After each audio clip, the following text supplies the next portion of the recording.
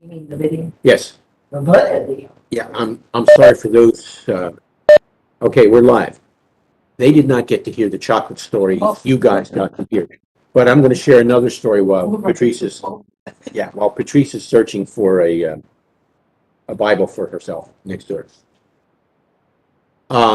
Since there are people who are somewhat new to Stump the Stars Jewish style, as well as some who've been around for much longer in doing this thing, I thought I'd say something about how we came up with the name Stump the Stars.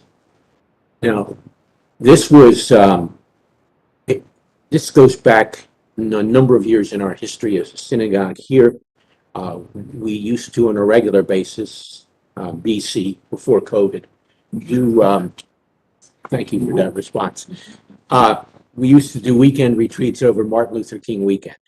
And as we developed a program there, there'd be a couple things more formal, a couple things less formal. But one of the things that we did almost from the very first was a question and answer session. And I think it was during one of the evenings that took place, but whenever it took place, we encouraged those who were with us on the retreat, if they had a question that was related to the Bible, Judaism, the synagogue, or whatever else, to feel free to ask it. And those became fairly enjoyable times. Now, somewhere along the line, I do not know when, it got nicknamed Stump the Rabbi.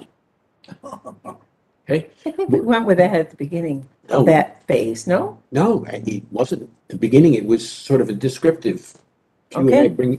Bring your question if you have a question, or if you got a question you always wanted to ask a rabbi. I think that's how we first Yeah, did I it. think so. And that quickly got truncated into Stump the Rabbi. And then several years ago, when we were into the summers, we would, because the classes were no longer going on in the seminary and yeshiva, we would do a couple summer seminars, and Couple summers we did it. couple summers we did that. And again, they were basically Q&A sessions that somehow, got connected with Stump the Rabbi. Now, when we decided to launch this particular version, how long has we been doing this? I want to say a couple of years. A couple of years, I think you're right. And decided to go virtual and live stream with it.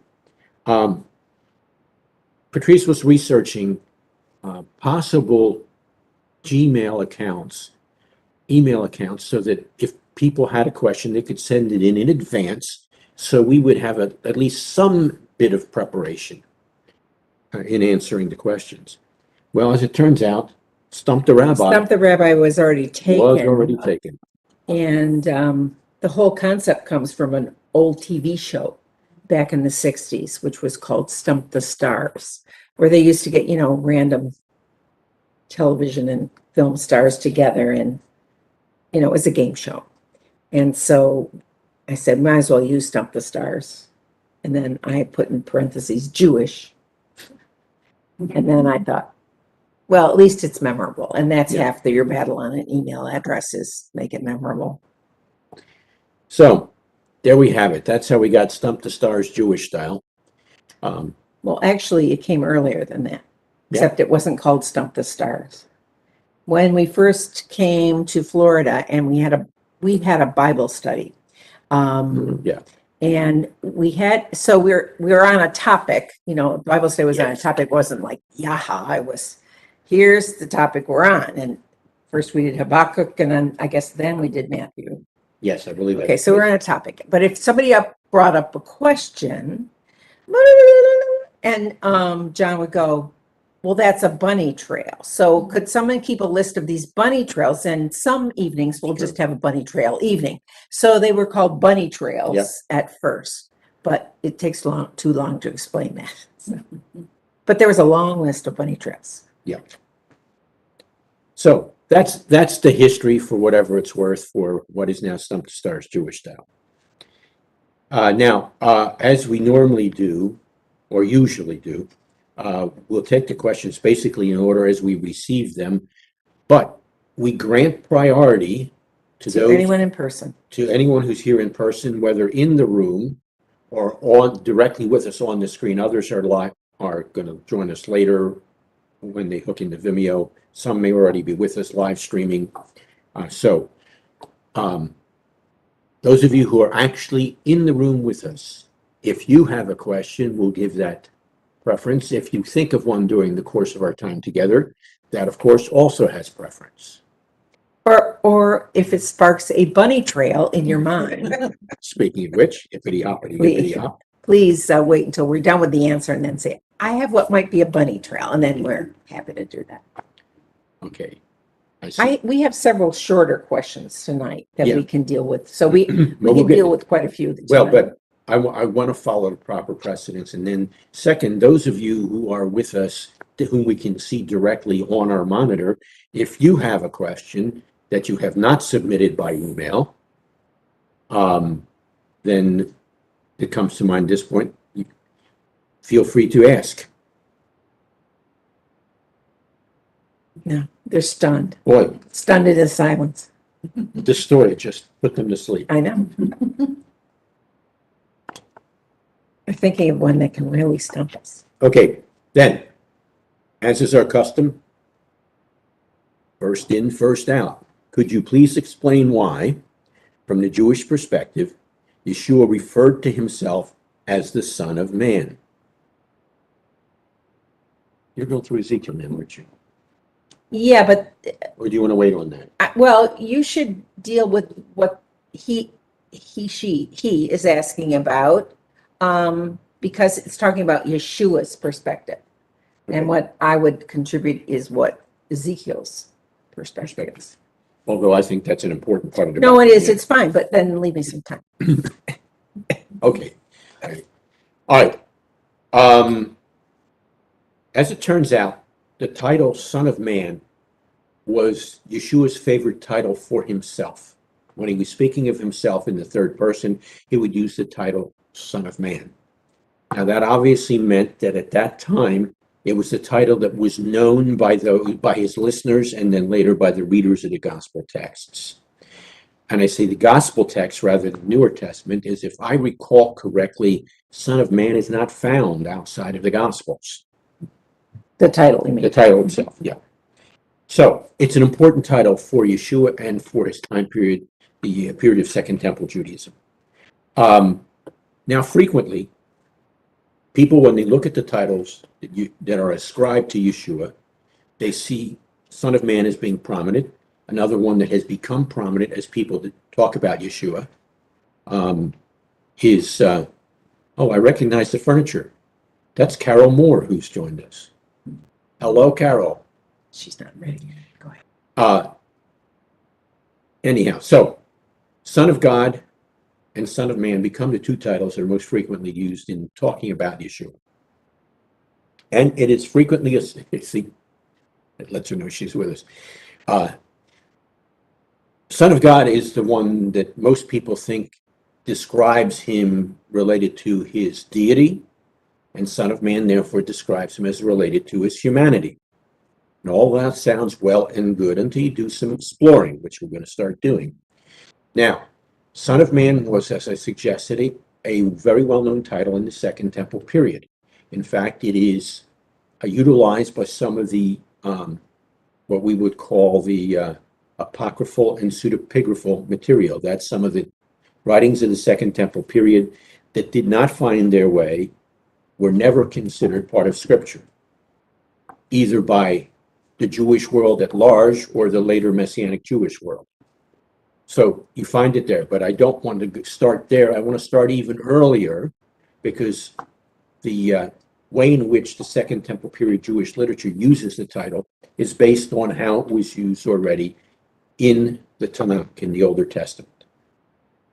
And the way in which the main source for Son of Man, both for the Second Temple period literature, as well as for you, or the source that informs Yeshua's use and the understanding, therefore, of the Second Temple period, comes from Daniel.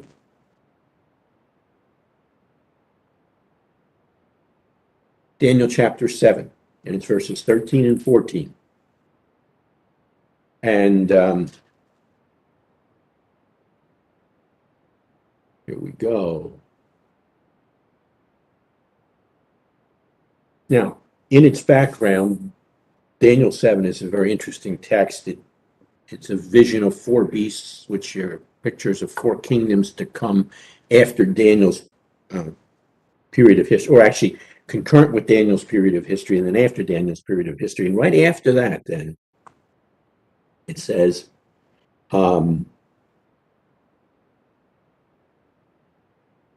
my vision at night, I looked, and this was against the background of these kingdoms, and there before me was one like a son of man, coming with the clouds of heaven. He approached the Ancient of Days and was led into his presence.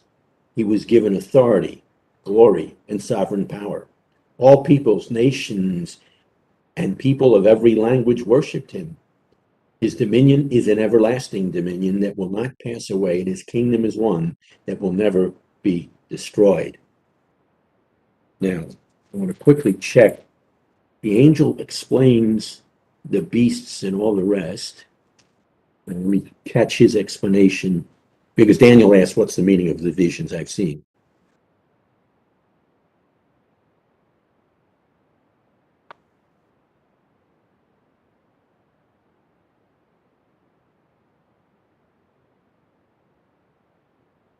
Okay, I just wanted to verify that when he gets the interpretation of these visions, he is not given a direct interpretation of this last segment of it.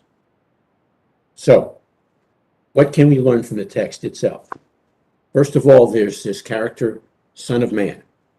First thing you heard read was how he came. He's coming in the clouds of heaven.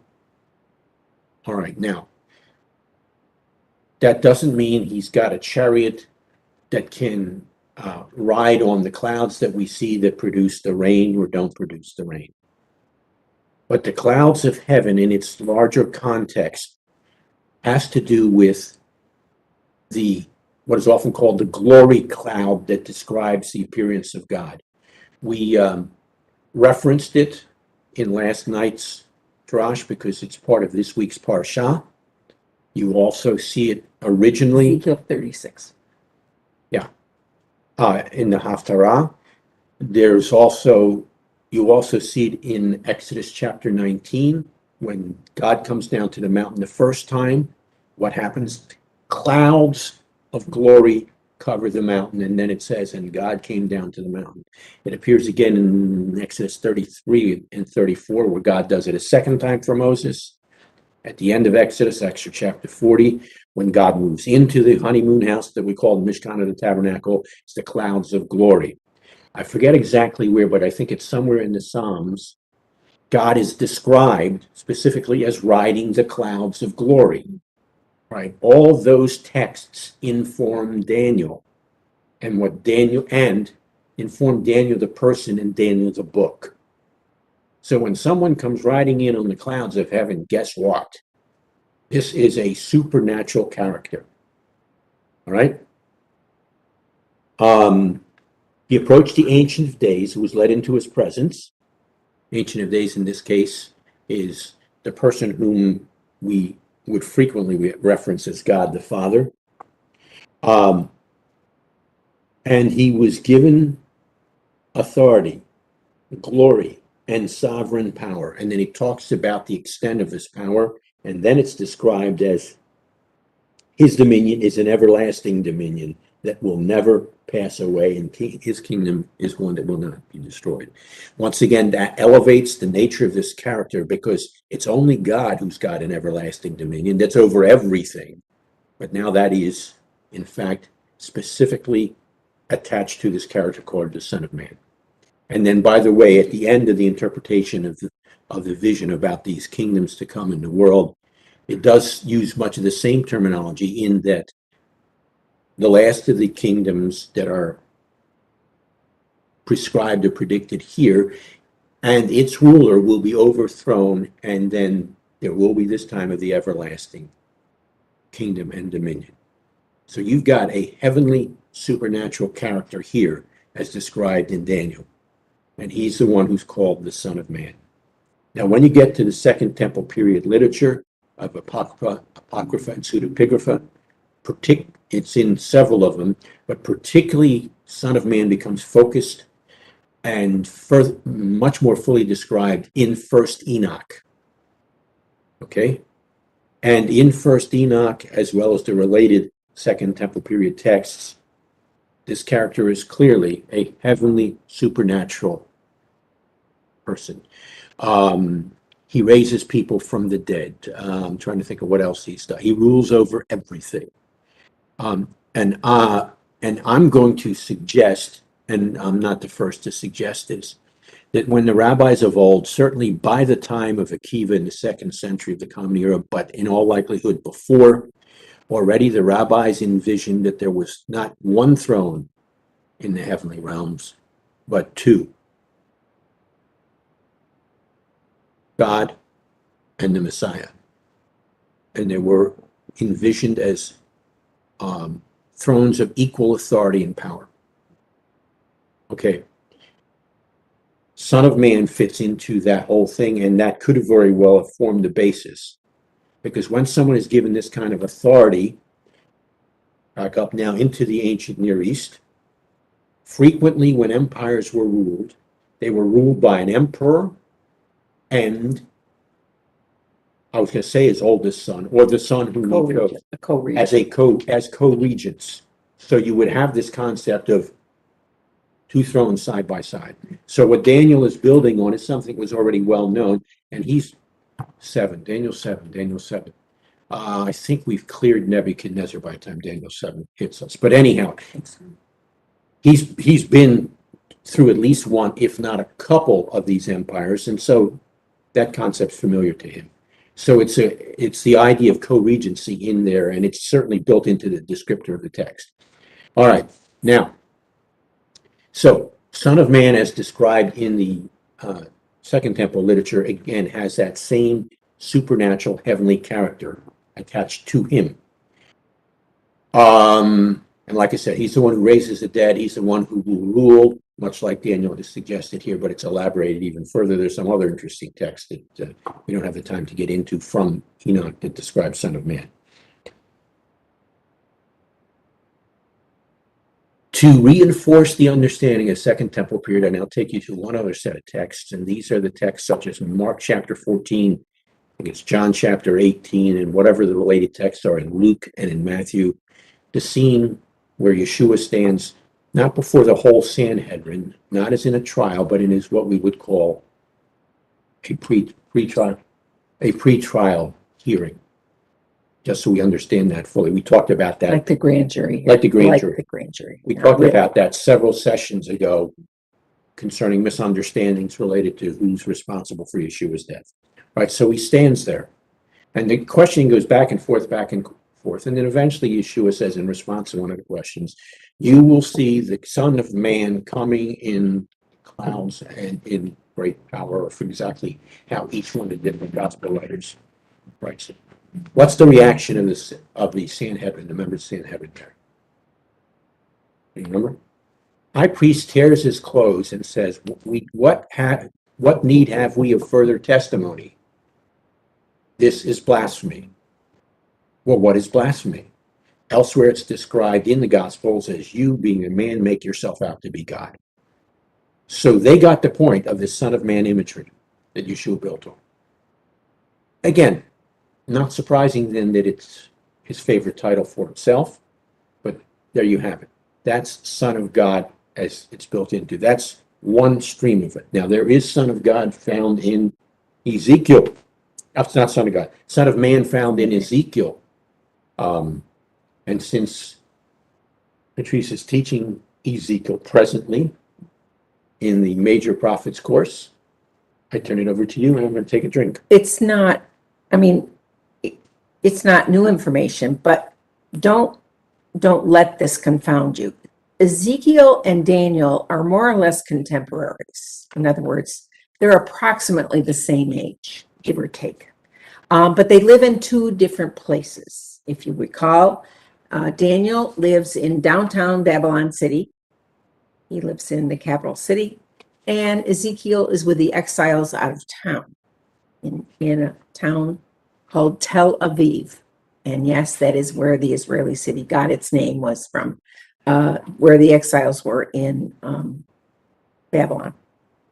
When you're introduced to Ezekiel, he receives his call in the first couple chapters, but then God regularly comes to visit him, or at least speak to him. And several times the Lord says to Ezekiel, "Son of man, do this and this and this, and then talk about this and this and this." But that doesn't mean it's the same meaning as the phrase "son of man" that Daniel talks about. Evidently, that must have been a popular phrase at that time in history, or at least they were both familiar with it. But Daniel uses it in a way more apocalyptic way than Ezekiel does. Ezekiel is just being addressed, I think, as the representative of the human race, that it would seem to be in a simple translation. But please remember that when you have a title or when you have a phrase that delineates a person, it depends on the context. What determines the meaning of son of man? It depends on the context. It may not mean the same thing every time you see it. And it's always good to realize that. Also, I think, for those of you who've read C.S. Lewis, especially the Narnia Chronicles, one of the favorite things that Aslan likes to pick one of the kids, is either son of Adam or daughter of Eve.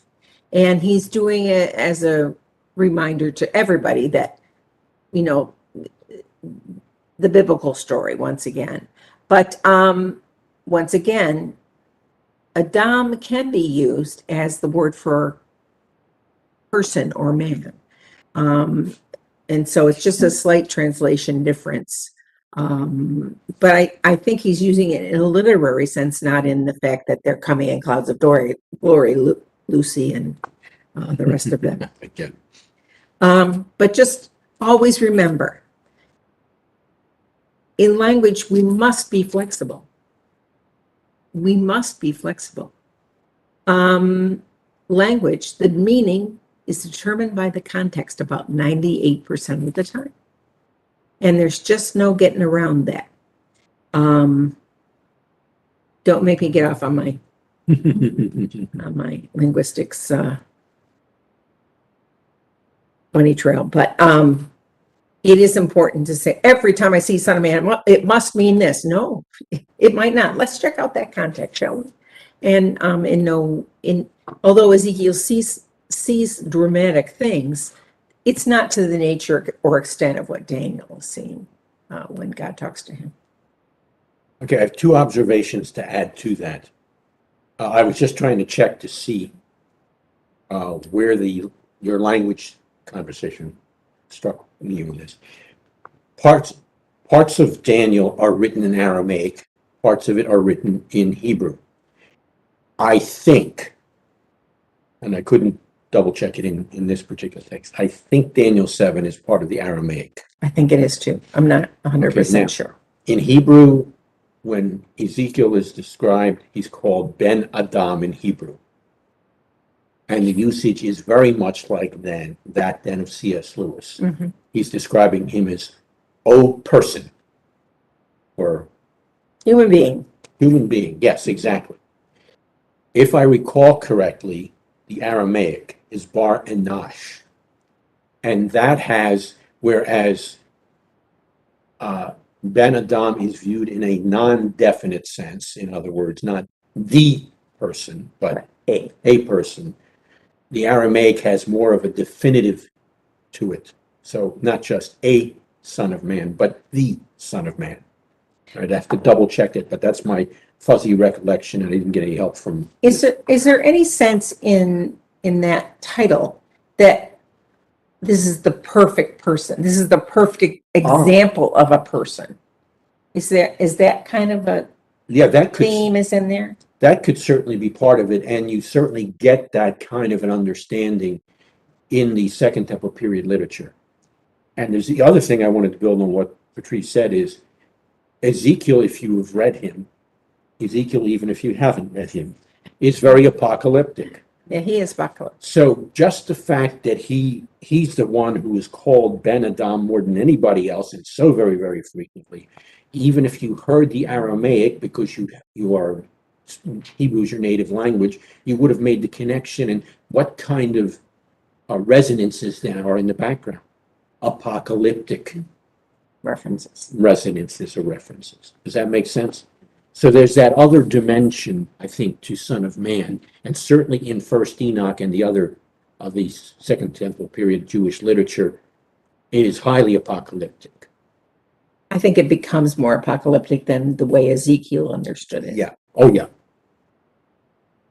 But, Gesundheit. Given the vision of the four beasts and some of the other stuff that's in Daniel, Daniel's already highly apocalyptic. Daniel's. Ditto. All right. Now, speaking of titles of Yeshua. Really, you're going to go into this long one? Yeah, well, because I think we can deal. Oh, okay. You want to segue. Segue, because this next question comes from. This next question is this long. Yeah. But it comes from someone with whom we are unfamiliar. So someone who is connected with us by way of email and possibly live stream. So the question reads, first of all, thank you for fielding questions. Well, you're most welcome. Yeah. We'll send you our bill. Yeah. We've got your email. So I have a family member who is converted to Orthodox Judaism. He says that God is one, and so we should not worship Jesus because that's polytheistic.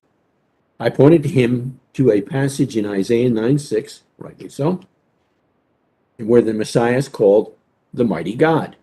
He's also called in that same text, Father of eternity. But again, I'll back out for just a second. Son of man, eternal kingdom or dominion. Okay. All right. As well as Genesis 1:26, let us make man in our image. He replied that it was common for kings to speak of themselves in plural terms. which is true. Which is absolutely true.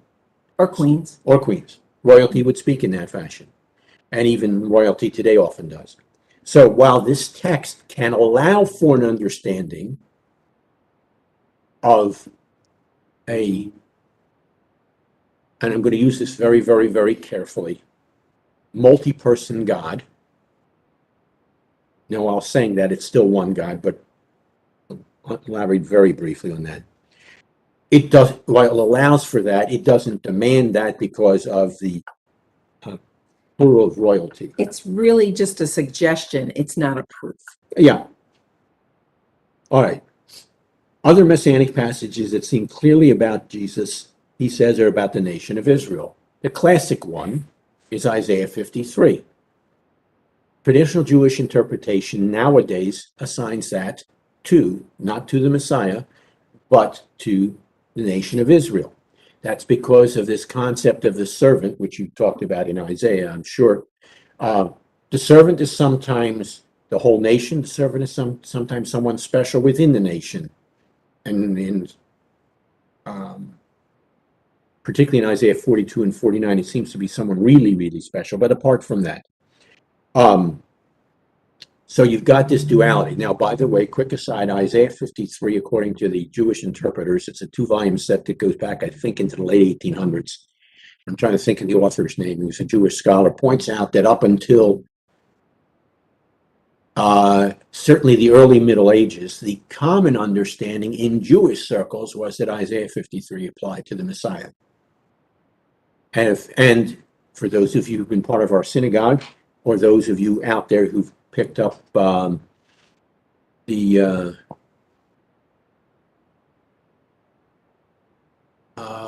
is it? What do we call it? Prayer book for festivals and holy days, the Maksor. In the Yom Kippur liturgy, there is in fact traditional Jewish liturgy. There's a paragraph that actually talks about. It's the text in the afternoon service of Yom Kippur, Azma Lifnei Bereshit. It speaks of the Messiah utilizing language from Isaiah 53. And then it says, may you bring him a second time, or bring him anew a second time. Anyhow, apart from that, so that's the back and forth of servant. Now, I'm wondering if you could direct me to more scriptures or resources related to this topic. He also insists that Jesus is not the, well, let me, before I get to that. Yeah, see, there's a whole bunch of Yeah. questions. So let me lop it off. Give me the pen. We'll get to the second one, perhaps another time. Well,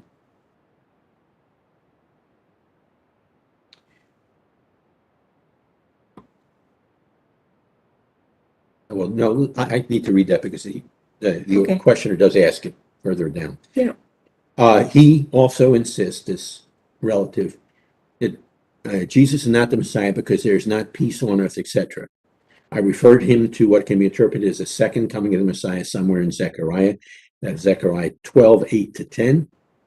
The Messiah is depicted as a suffering servant. That's the text we just talked about, Isaiah 53, and as the glorious king and other messianic prophecy. And we've talked about some of those. He remains unconvinced. Well, he's a Gentile who converted to Judaism, so I think he has a lot of his life on the line here. Okay, I was wondering if much of a case can be made for Jesus appearing in places in the Tanakh, such as in Daniel and the fiery furnace, or anywhere else definitively. Since you can see there are a couple overlaps into our previous discussion. You will remember that the three young princes ended up in what's called the fiery furnace, and all of a sudden, when Nebuchadnezzar looks out there, they're no longer tied, and there's a fourth person among them who's described as one like a son of man. So, who is this? Could it have been what they call pre-incarnate appearance of Yeshua? Yes, it could have been. Could it have been an angelic character? It could have been. So, it's possible. Once again, I wouldn't argue on that basis, because even within Christianity, there are people who say, no, that doesn't have to be pre-incarnate Jesus, whoever that person is. Just like in Joshua, where he is, before he goes into the promised land to do battle with the Canaanites there, a person comes to him who's known as the captain of the hosts of the Lord. And people say, oh, it must be Yeshua. Unless and until they roll the videotapes, I don't think I would never bet money on it. It's not as important to our faith that he has to be Yeshua. No, he could just be a very, very powerful archangel. And however, the big hint, and this is a hint I give especially in Judges, when confronted with someone supernatural, obviously, what does the person do? Usually they kneel. If it's not, what do I say? It's not a deity, they say, get up. I'm just an angel. Yep. So this personage, if they say, get up, don't kneel to me, I'm not God, that's a pretty big hint. So if they don't say it, then I think the jury's still out, but you have a hint that they didn't say get up right away. I remember that passage, however, goes on to say, take your shoes off your feet. You're on holy ground, which is just what, the burning fire, bush. The burning bush. So, yeah. So that lends force or weight to the idea that this is But I don't think it necessarily makes our faith stronger. No, it's just because just acknowledging that God was working before Yeshua came, that'd be pretty good. That'd be very important. Then there's another supernatural or divine character. Exodus chapter 23, verse 20. God says, I'm sending an angel ahead of you to guard you along the way to bring you to the place I prepared. Cool. Pay attention to him and listen to what he says. Do not rebel against him. He will not forgive your rebellion, since my name is in him. Friends, there is only one who forgives sin and rebellion, in the biblical text, and that's God. And when Yeshua did that, when he healed a lame person, that was the charge that was brought against him. Who but God can forgive sins? And Yeshua didn't back off and say, oops, I made a mistake. No, he said, look, just to show you that I can say what I said with all authority, get up and walk. So, another supernatural character. And throughout the biblical text, you have some of these supernatural characters. Now, the questioner asked, you may have covered these topics before, not necessarily fully in these sessions, but yes, we have covered them before in other places. So, this is now time for a commercial. At the near the end of the apologetics course, the Messianic apologetics course, set aside a session or two on the deity of the Messiah from Jewish sources. So we deal with it in that class. I'm thinking it may be towards the end of this particular class that I'm teaching, the epistles class, that I might deal with that again. I'd have to check the calendar there. You might deal with what specifically? The supernatural nature of the Messiah from Jewish sources. All right. I just wanted to put a caveat on this whole line of. Before I do, let me finish the commercial. Sure. For a lot of this person's questions, this person now being not the questioner, but their now Orthodox relative, a lot of the questions that relate to no peace on earth and the other text related to the supernatural nature of the Messiah can be found in two appendices in the back of a book that I wrote many years ago that's out of print. It's called The Olive Tree Connection. I'm sure you can find it in Yeah, used bookstores. That's what I was going to say. And one would hope you can even find it on Amazon. The Olive Tree Connection, and you will find the answers to the questions and the texts that relate to the deity of the Messiah in appendixes A and B. So that is my commercial on top of that. Now, if you would go ahead and issue the caveat. This person, God bless them. I just want to say this. When we first got into, I would say, our first job after we got married was in Jewish outreach. And at that point, which was, 50 years ago, we were equipped to go on college campuses. It was that time of history where college campuses had all sorts of people spreading all sorts of ideas. I think a lot of Christians feel that all Jews think there will be a Messiah, and nothing could be further from the truth. If you are Reform Judaism, or if you are unaffiliated, that would be 3/4 of the Jewish people in America are either Reform or unaffiliated with anybody. They have never been taught that you believe a Messiah must come. No. So they don't believe in a Messiah. So to even try to have a conversation, and you're presuming something that at this point in time really only applies to Orthodox and ultra-Orthodox, it's not going to get you off to the best idea. Once you find out from them, this particular relative is Orthodox, but your average person you work with, your average neighbor, they will not believe in the Messiah necessarily. Just assume they don't, and then try to witness from another aspect of why what we're saying is accurate.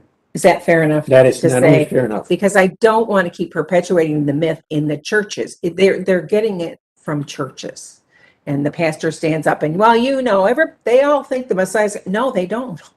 In fact, not even the majority of them think that. So, in order to have a much more fruitful conversation, you need to make sure to know who you're talking to and what they do believe and what they don't believe.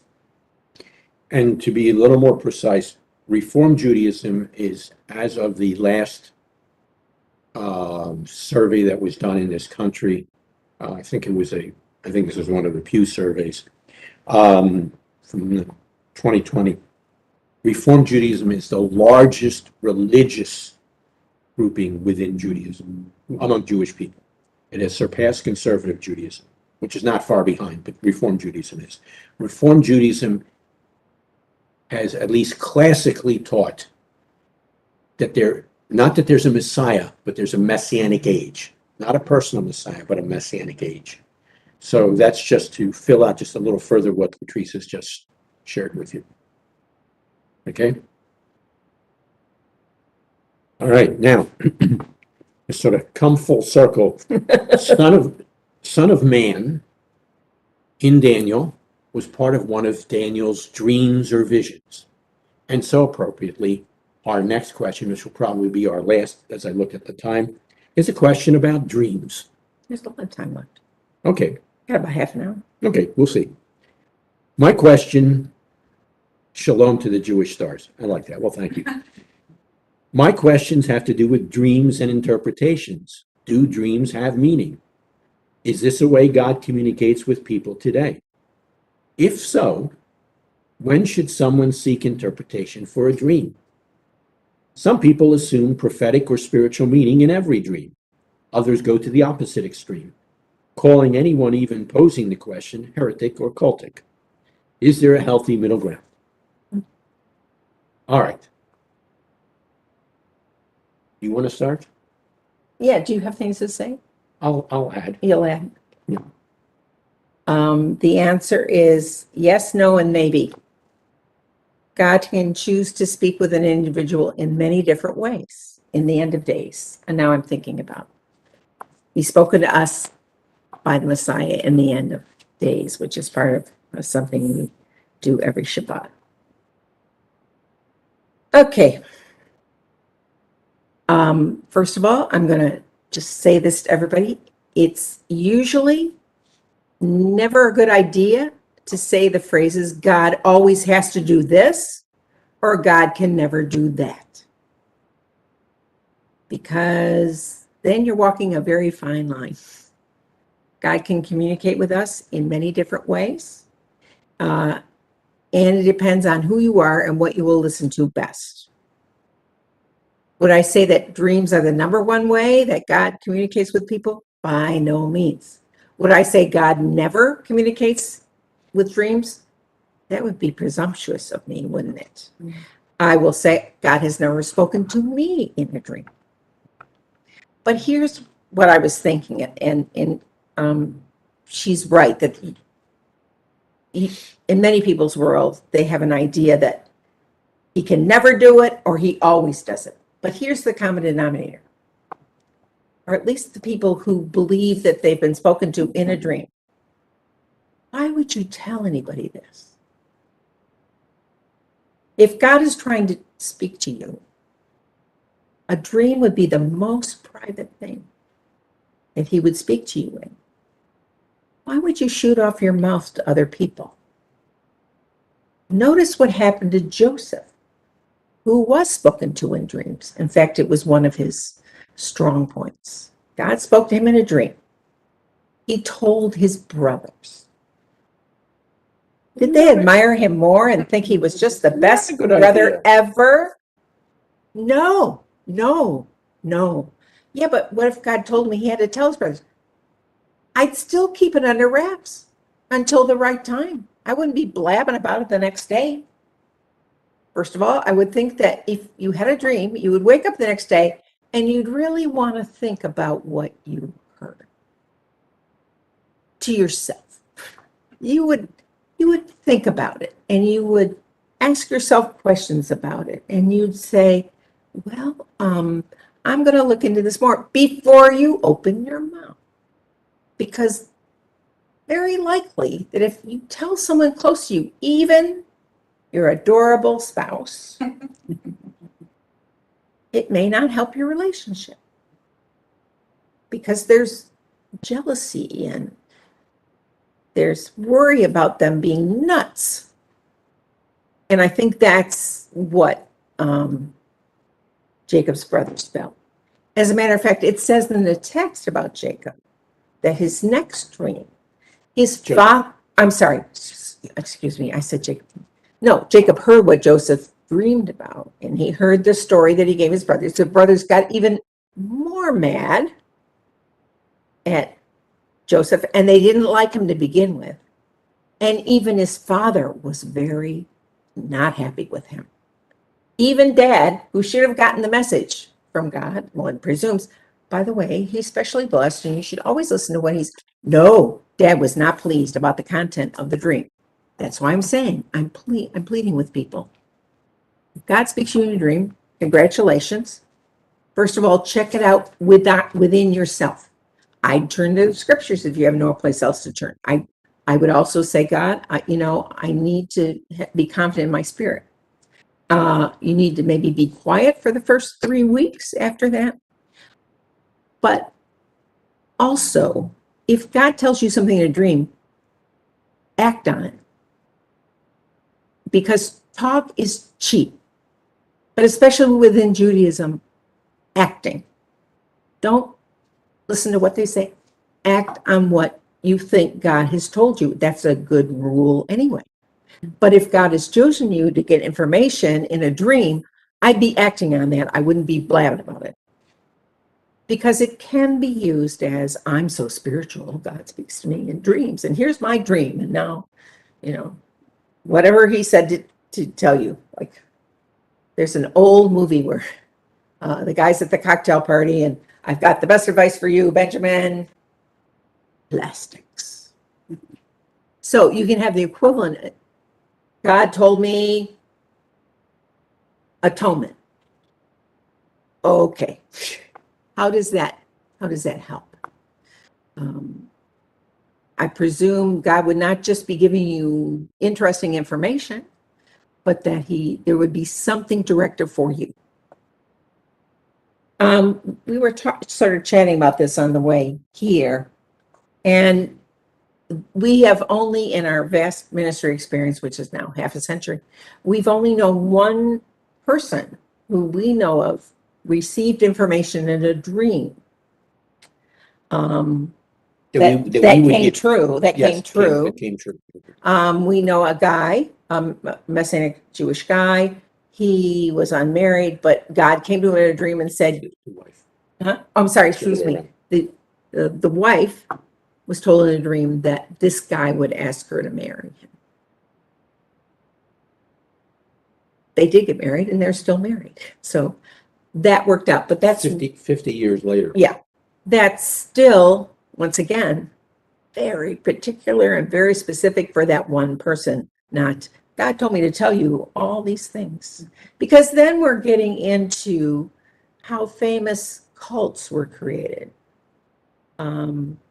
Joseph Smith had the angel Moroni came to him in a dream and told him the whole main Book of Mormon.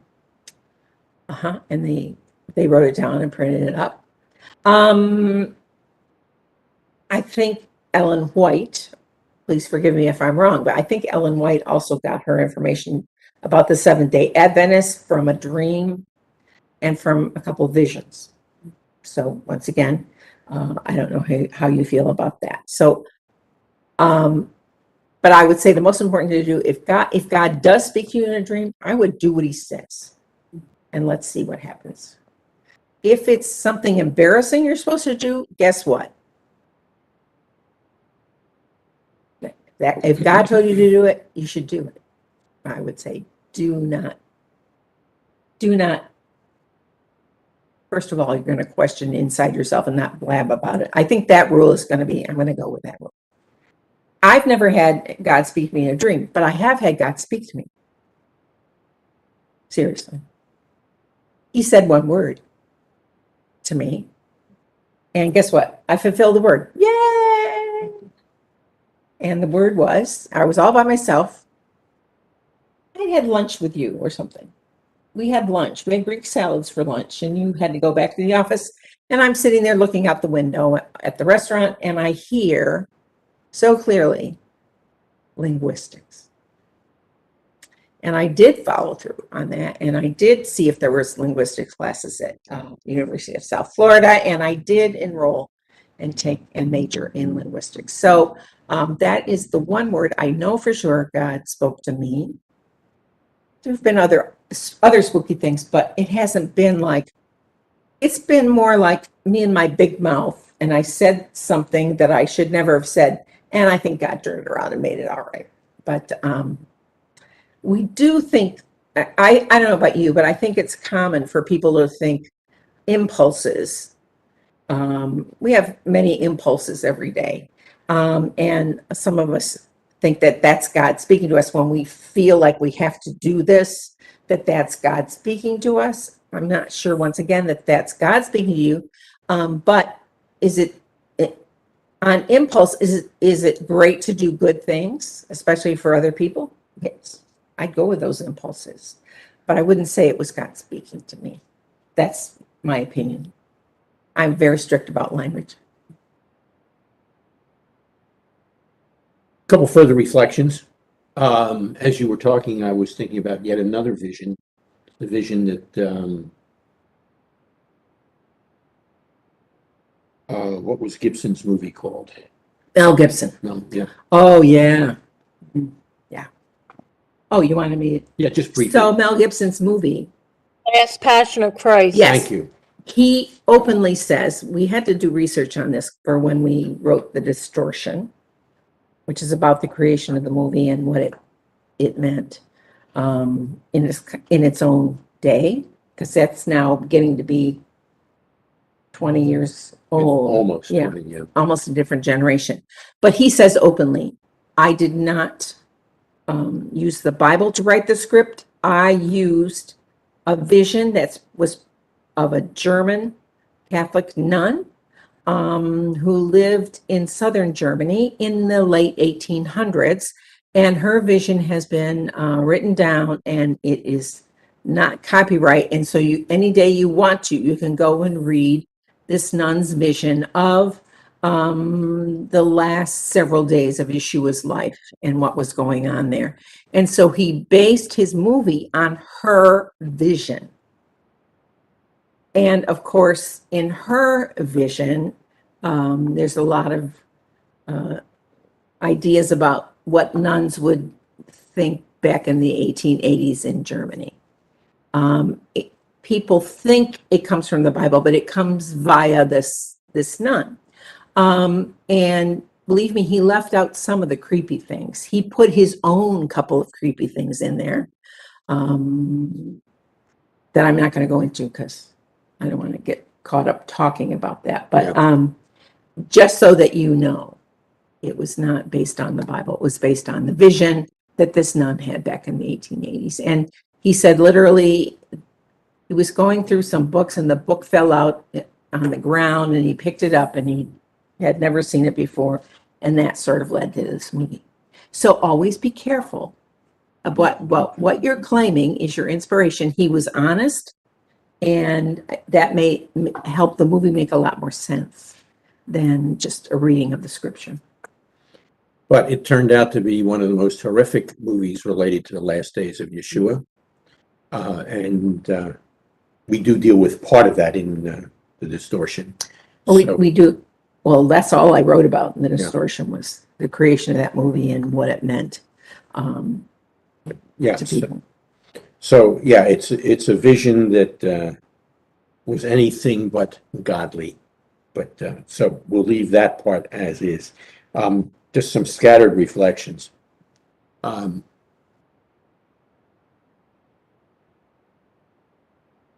it related to the conversation about Joseph and his brothers.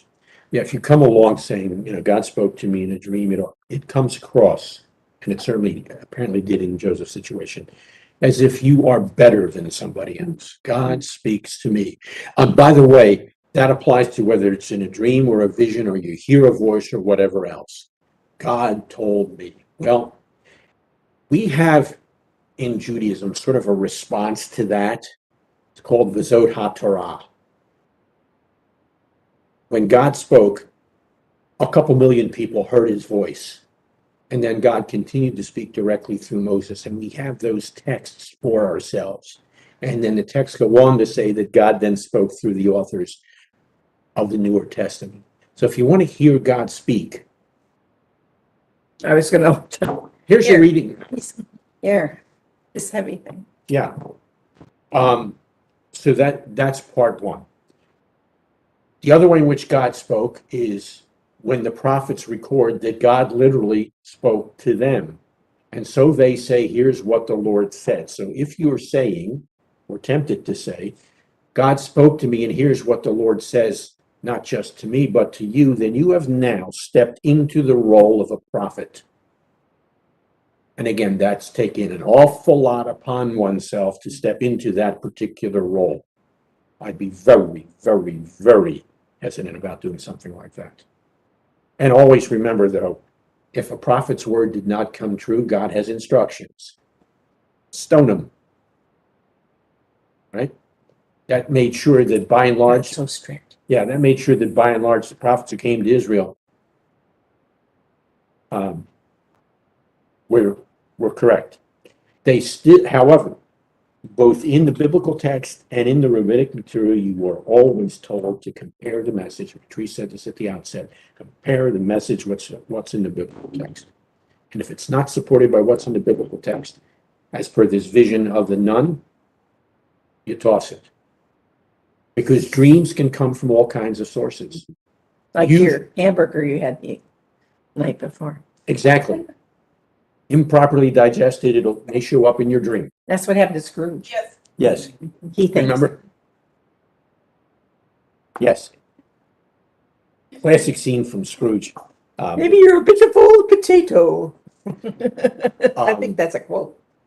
The other thing that dreams usually happen to be is they become reflections of either emotions or what do we call them? Subconscious. I almost said subatomic. Yeah, I think subconscious. there's definitely subatomic. Yeah. Subconscious stuff that goes on in our lives and in our minds. Dreams are often a way of those becoming expressed in some fashion. Right. When you look at the dreams that are mentioned in Scripture, they are, and Patrice already mentioned this, I want to reinforce this, they are highly, highly specific in situation. For example, Joseph's dream had to do with what was going to happen to his family specifically, in Egypt specifically. And speaking of Joseph and Egypt, there was another set of dreams that had to do with Joseph and Egypt and his family. That's Yeshua's father, Joseph. Now, are the two somehow related? Well, I'm going to suggest that one of the reasons that the gospel authors put them in the gospels is to make you think back to the other Joseph and his family with the same main characters. Family, Joseph, Egypt. And I would submit that if you've read the gospel and it has very plainly in, I think, 2 verses, it says, Joseph had a dream that told him that he and Mary and the baby needed to avoid going to Jerusalem and not thought of Joseph, the original dreamer. If you went to see Joseph in the Amazing Technicolor Dreamcoat, they call him a dreamer over and over. He's the dreamer. Well, New Testament Joseph, I think the gospel writers were saying, isn't this amazing that this guy named Joseph also had a dream that saved Yeshua's life? Saved his family. Yep. And that is all. Everybody should be going, ooh. And if it had no meaning to you at all, well, okay, he had a dream. Yeah, like the original one. Oh, really? So, very specific, very situational for a precise action or moment in time, not some grand visionary thing. God did speak to the prophets in those ways. Daniel is the key one. Ezekiel is another key one. But if you start going down that route, then you are in effect claiming yourself to be a prophet. As I said earlier, that is not a claim I would want to make too readily or too quickly. Just another term for readily, I guess. Or too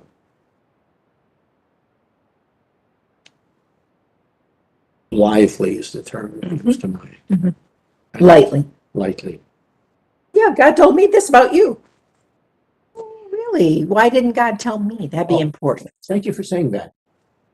And this happened at one of the times that we did a Passover demonstration in a church. I've been told on more than one occasion, someone's come up to me and very innocently and very lovingly said, God gave me a message for you. And my response, because the person was in the one I'm thinking of now, was on the younger side and was not at all haughty in any sense. It was just, that was what they were used to. That's what they were used to. I said, that's interesting. You know, if God wanted to tell me something, he would tell me directly rather than through you. But thank you for sharing that with me. But that's when God wanted to tell Joseph to send his family to Egypt, he did not send the prophet Nathan just to pull a name out, or Nathaniel, since Nathaniel's part of the gospel story, to tell him. No. Came directly to Joseph to tell him stuff about Joseph. Okay, is that fair enough? Now again, We're so harsh. yeah, but we'll go back to the beginning. God can do whatever he God pleases. can do whatever he wants. And is it possible for him to speak through dreams? Sure it is. It's possible for him to speak through the television. It's possible for him to do anything he deems important, but mainly he speaks through this. And that tells us, Like 99% of the time he speaks to us, he speaks through this. and that book tells you that he very rarely, if at all, speaks through dreams. Yeah, yes, because it's only specific people that are pointed out. Yeah, I personally, as I think everybody's been in a situation, I hope it wasn't often, where you're listening to usually a sermon, or a religious figure is standing up going blah, blah, blah, blah, blah to you. And sometimes it's good, and sometimes it's meh, and most of the time it's meh, and sometimes it's no, no. But something I would always accept every single time. I would always accept this message, something read from the Bible. If a guy or woman chooses to read something from the Bible that's more than like 1 or 2 verses, if they're reading a passage, I have to sit there and listen. I cannot say I'm not listening to that passage. I'm going to say I'm listening to that passage because God is speaking to me in that passage. Maybe not through this person, but through the passage. And that has served me well. There have been a couple times I've wanted to stand up and walk out of a public meeting. I haven't done it yet, but I get to the edge. Didn't we speak in Michigan? No, that was the guy from the stage yelled at me.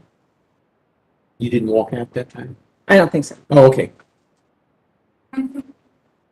He was spouting anti-Semitism. Yeah, it was anti-Semitism to a bunch of Christians.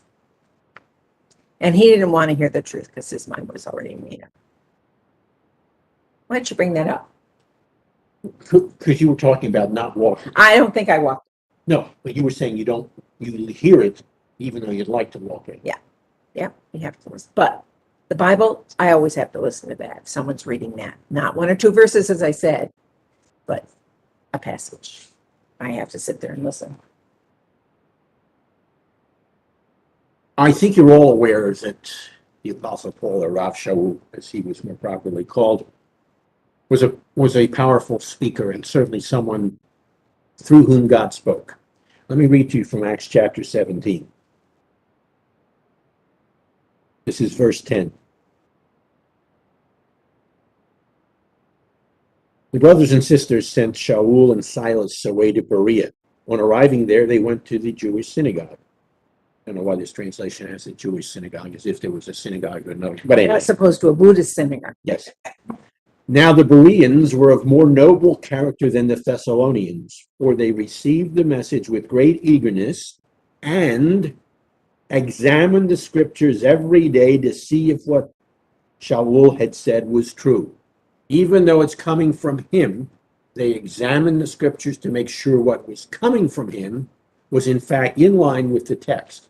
And because it was in line with the text, and because they did that, text itself says they were of more noble character than the Thessalonians, who did receive the message with great enthusiasm.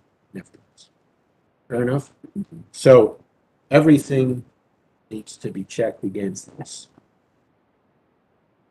I'd say that's where discernment comes from. There is an incredible lack of discernment And from that, people who call themselves godly. and that popped open into my mind, as often happens, a commercial. How do we read these texts carefully and correctly? The course is called Biblical Hermeneutics. I believe I'll be teaching it in the fall. So if you want to learn how to very carefully move through the biblical text, which the hermeneutics is called the science and the art of biblical interpretation. So there you have it. Now, we did promise to give you people a chance if you had a If you question have that came have up a question. or related to what we've covered. Do you have such? She On the does. Son of Man, is the text of Daniel, is that the earliest mention of that term? No, I think Ezekiel is going to be before. Well, okay, but then Yeah. before Ezekiel. Ezekiel, Daniel are, Yeah. yes. And She asked, is it, okay, go ahead. No, just, is there any other reference earlier than that time period? Whether it's Daniel or Ezekiel? Not that is there any other reference to that phrase, son of man, that's earlier than what we see in Daniel and Ezekiel? I do not recall any. I don't recall any either. Doesn't mean that they're not there. And how about after? Is there any other reference to that? In the biblical texts? Yes. Okay, Outside of the New Covenant? Yes, outside of. all right. I'm tempted to throw a quiz at you because you have been there before. All right. The prophets Ezekiel and Daniel are the two prophets who spoke during the exile. Who were prophets who spoke after the exile? They sort of rhyme.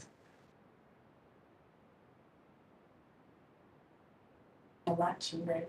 Yeah, Malachi, the Malachi. first, Malachi. yeah, the first Italian prophet. Yeah. And then there's two others.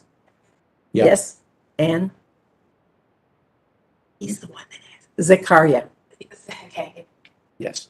So those would be the only other options. And no, they do not. I don't think They do not.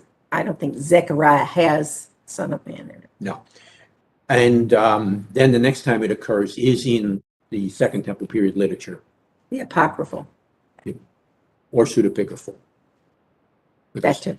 Because some, no, we won't get aside. No, don't go into the pseudepigrapha. Or the apocrypha. They're two different sets or collections of Second Temple. Totally different.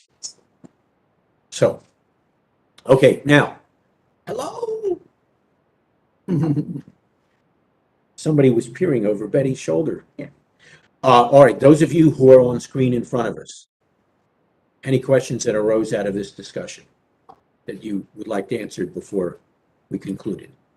Now, we are left with one more set of questions that came in, so we acknowledge that. We just didn't have time to get to it, but it is a field in and of itself. So that'll be for, Oh, yeah, I Yeah, think I that- know what you're talking yes, that will be for, unless we, about. That's where one question you know, takes up the whole time. Yeah. blossoms into something really extensive. So we'll keep that in the bright blue folder for our next Stump the Stars session. And if you, yes, it is. And if you think of something in the next couple In the interim? weeks, by all means, hit us up with an email and at stumpthestars.gmail, at gmail.com. Yeah. I can't talk. Okay. And now, then we will say thank you for joining us. Thank you for those of you who join us even after this has taken place. We're grateful for you interacting with us in that fashion as well. And so we say, Shavua Tov. Shavua Tov. Shavua Tov. Have a great week. And we're going to, Lahitraot. we're going to enjoy the goodies that have been brought to us for this particular evening. By faith, we will enjoy those goodies. Good to see all your lovely faces, Thanks a lot, guys. and thank you, Appreciate it. Carol. Good to see your